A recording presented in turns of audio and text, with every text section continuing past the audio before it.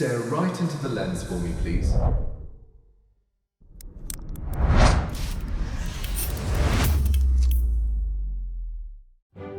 That's me, Lady Susan Hopwood. And this is me today. This is my home, Hopwood Hall, or it was over 100 years ago. Now it's a ruin, damaged by time and neglect, lost to age. But things weren't always this way.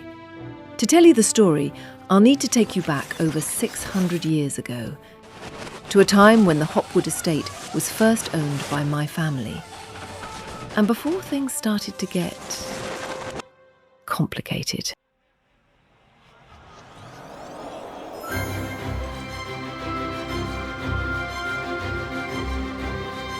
These are the finest herbs you will find. Have you heard? The Hopwoods are building a hall.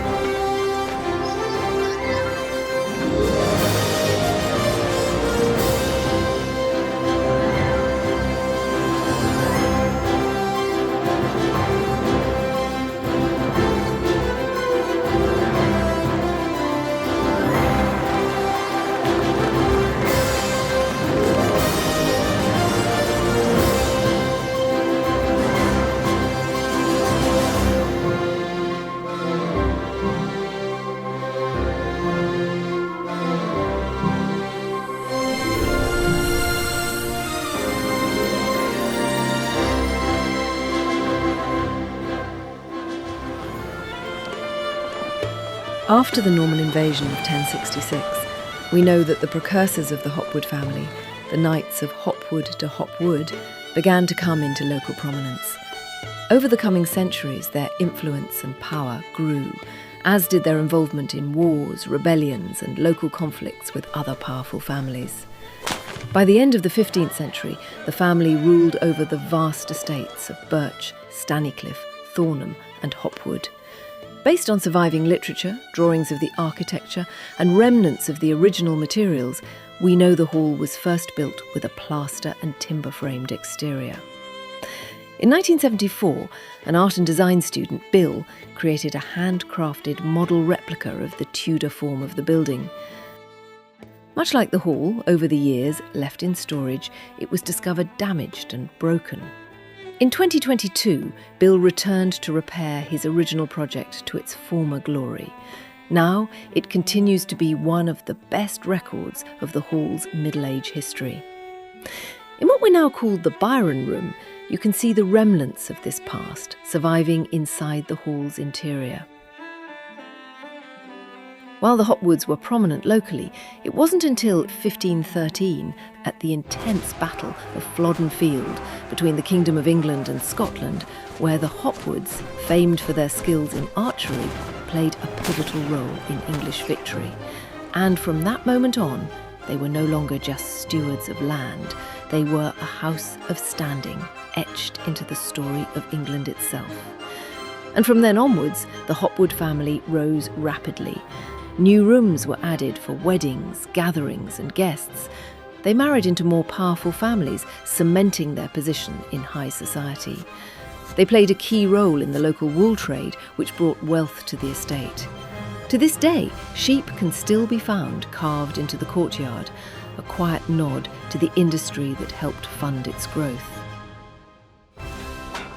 The estate itself became a small community. Farmers, blacksmiths and tenants lived and worked on Hopwood land, all contributing to its prosperity. You can still see traces of that life in the carvings and architecture of the house, in the ruins of the old mill, letters between families, and the gravestones in the local churches. The family's reputation reached far enough to attract notable visitors. One such visitor, according to local accounts, was none other than Guy Fawkes, the man who, along with his conspirators, plotted to burn down the Houses of Parliament in 1605. Driven by decades of religious persecution of English Roman Catholics and the broken promises of King James I, The king ordered all Catholic and Jesuit priests to leave the realm in 1604 and demanded strict adherence to the Protestant faith. This period is known as the Reformation. The Hopwood family were Catholics and had to conceal their religion to protect themselves, to avoid having their property taken away, fines, or worse, execution. In 2019, Hopwood DePree, a descendant of the Hopwood family, along with his team, discovered a void with access from above a fireplace and a hidden access route to it from behind a cupboard. This discovery was of a priest hole with a centuries-old tabernacle hidden inside. This would have been used to provide refuge and safety for priests during this period, cleverly designed to be hidden discreetly from soldiers who would have been checking door to door for any evidence of households harbouring priests. So, this brings us back to Guy Fawkes. It is said that Fawkes travelled north to seek financial support for the Gunpowder Plot from potentially sympathetic families. The Hopwoods were one such family who Fawkes appeared to have visited. I require the funding for the project. I'll not be party to this plot.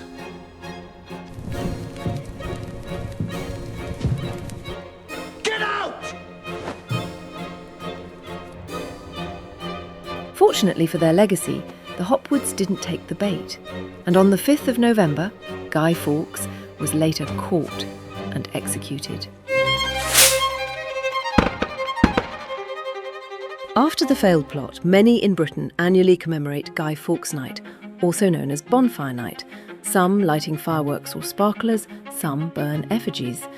Flashing forward to today, one of the brilliant volunteers, Ros, who has tirelessly helped to save the hall, is none other than a descendant of Guy Fawkes himself. Both Hopwood DePree and Ros have walked in the footsteps of their ancestors to try and understand how fate has brought their lineage back together to save the hall.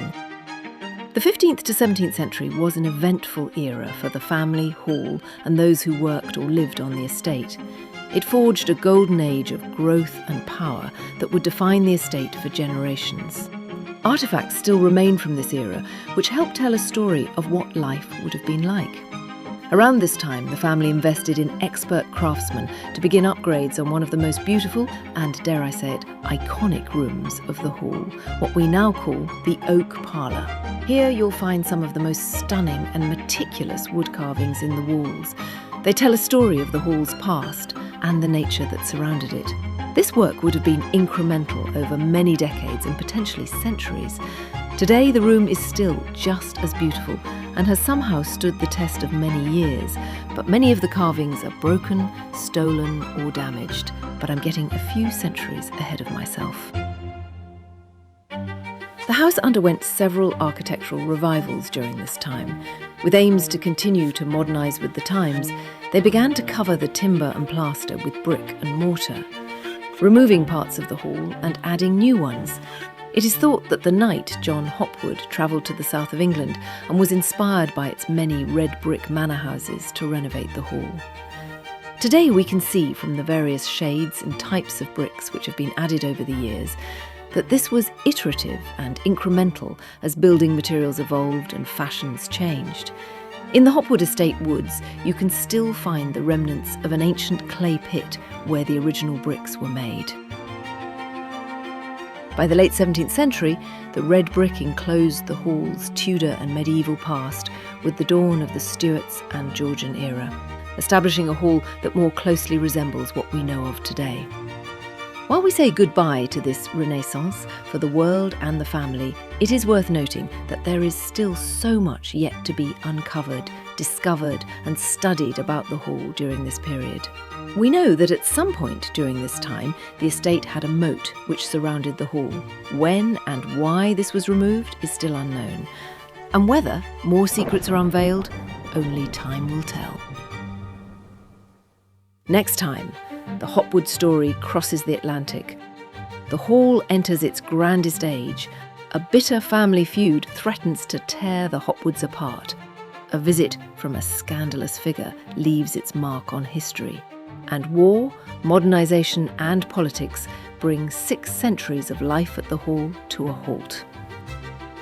We'll even meet the woman who once called these rooms home. Me, Lady Susan Hopwood. Please like, share and subscribe. And be sure to hit the notification bell for our latest content. That was rather fun, wasn't it? I'll pop back in the picture frame now, shall I?